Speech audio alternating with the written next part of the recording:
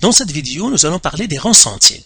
Alors, regardons de quoi s'agit-il. Alors, les rangs centiles. À quoi servent les rangs centiles? En fait, les rangs centiles permettent de positionner une valeur par rapport aux autres valeurs d'une distribution. On les positionne sur une échelle de 100.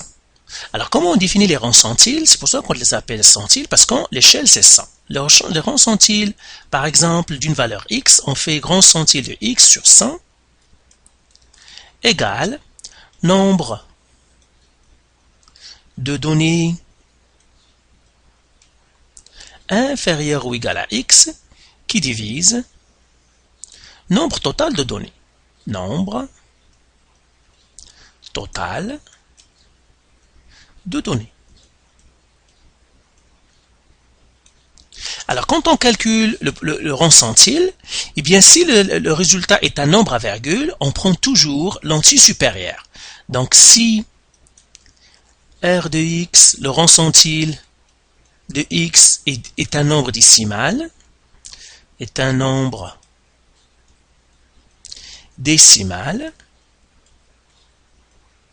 alors, il faut prendre l'entier supérieur.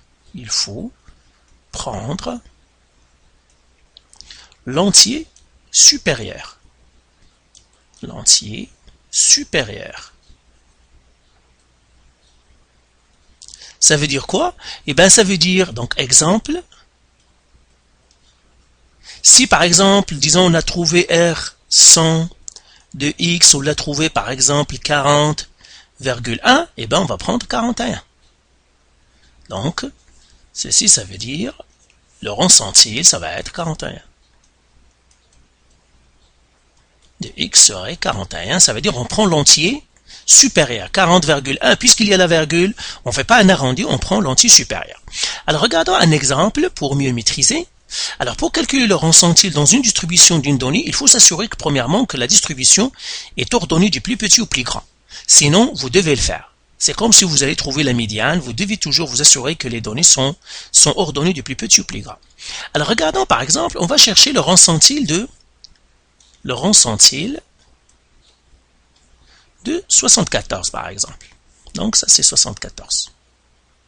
Alors, donc on va chercher ce rang centile. Qu'est-ce qu'on va faire? On écrit la règle, le rang centile de 74 sur 100 est égal à nombre de données inférieur ou égal à 74 qui divise nombre total de données. Divise nombre total de données. Alors, cela me donne quoi? Le rang centile de la valeur 74 sur 100 qui est égal au nombre de données inférieur ou égal à 74, il suffit de les compter, donc j'ai 1, 2, 3, 4, 5, 6, 7, 8, 9, 10, 11, 12, 13, 14 et 15, donc j'ai 15. Le nombre total des données, c'est 27. Et maintenant, il suffit de faire le produit croisé, donc j'aurai rang centile de 74, elle est égale à 15 fois 100 qui divise 27, qui est égal en fait, c'est 55,55. Et puisque j'ai un nombre à virgule, donc qu'est-ce qu'on prend? On prend l'entier supérieur, donc rang centile de 74, elle est égale à 56.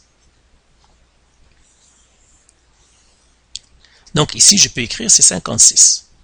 Donc vous voyez ici que, par exemple, l'élève qui a la note 74, il est 15 sur 27, mais sur 100, il n'est que 56. C'est ce que ça veut dire. Si on le fait dans un rang de 100, il est 56e, il est 56 sur 100, alors qu'avec, par exemple, dans sa classe, qui sont 27, il est 15e sur 27. Maintenant, on va calculer encore le rang centile de 70. Donc, prenons une autre valeur. On va calculer le rang centile de la valeur 70. Elle est égale. Alors, la même chose, donc, tout simplement, je vais écrire le rang centile de 70 sur 100, qui est égal nombre de données inférieur ou égal à 70. Donc là, je vais enlever celle-là.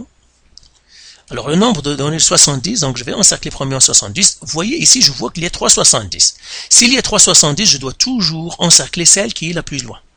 La valeur le plus loin, donc c'est celle-là que je dois encercler. Et combien de valeurs sont inférieures ou égales à 70? Donc il suffit de les compter. Donc j'ai 1, 2, 3, 4, 5, 6, 7, 8, 9, 10, 11, 12. Donc j'ai 12.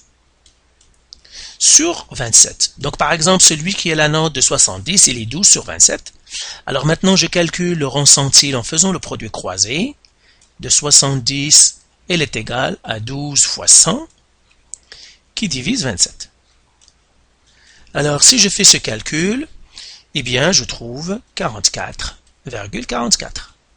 Et puisque c'est un nombre à virgule, c'est que je dois l'arrondir à l'entier supérieur. Donc le rang centile de 70, en fait, c'est 45. Donc ici, ça c'est 45. Donc, quelqu'un qui a 70, donc il est classé 12e sur 27. Et donc, le rang centile, eh ben, c'est les 45 sur 100. Sur une échelle de 100. Donc, maintenant, on va faire le contraire. Disons que, donc voilà comment on calcule le rang centile, on va faire maintenant le contraire. Tout simplement, on va essayer de trouver la valeur connaissant le rang centile. Donc par exemple, donc je vais enlever celle-là. Ok. Donc j'enlève celle-là. Alors par exemple, on veut trouver la valeur, donc le rang centile de x, par exemple, qui est égal à 85. On veut savoir quelle est la note qui, sur l'échelle de 100, on a 85. Alors, tout simplement, je vais écrire la règle. Donc, en fait, j'ai le rang centile de la valeur que je cherche sur 100. Elle est égale au nombre de données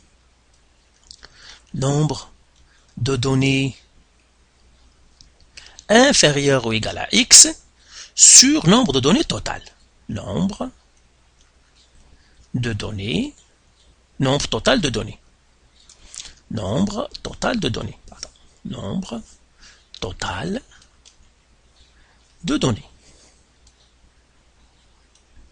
Alors, Rx de 100, je le connais, donc c'est 85 sur 100.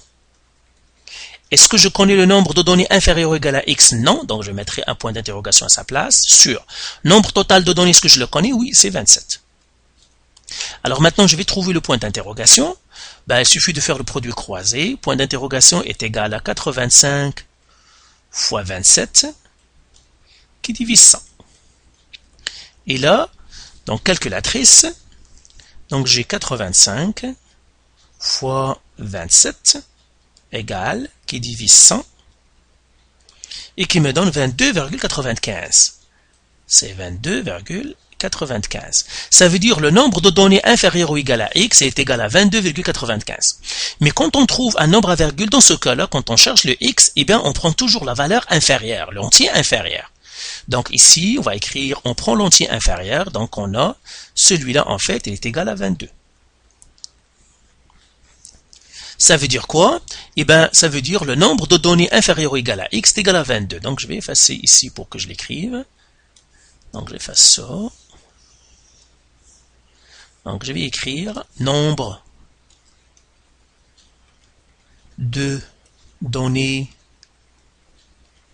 inférieure ou égal à x, je mettrai en parenthèse, elle est égale à 22. Et n'oubliez pas, c'est qu'on prend la valeur inférieure, c'est-à-dire l'entier inférieur quand on a un nombre à virgule. Alors, qu'est-ce que ça veut dire ça? Eh bien, tout simplement, pour que je trouve mon nombre, je vais compter 22 à partir du premier. Donc, j'ai 1, 2, 3, 4, 5, 6, 7, 8, 9, 10, 11, 12, 13, 14, 15, 16, 17, 18, 19, 20, 21, 22. Donc, c'est celui-là. Donc, en fait, le x que je cherche, c'est 80. Donc, x, elle est égale à 80. Voilà. Donc, c'est comme ça comment vous devez trouver la valeur d'un nombre, sachant son rang centile. Ce qu'il ne faut pas oublier, c'est que si on trouve un nombre à virgule, on prend la valeur c'est-à-dire l'entier inférieur.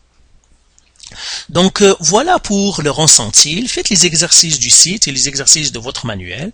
Et si vous avez encore des questions, vous pouvez nous contacter.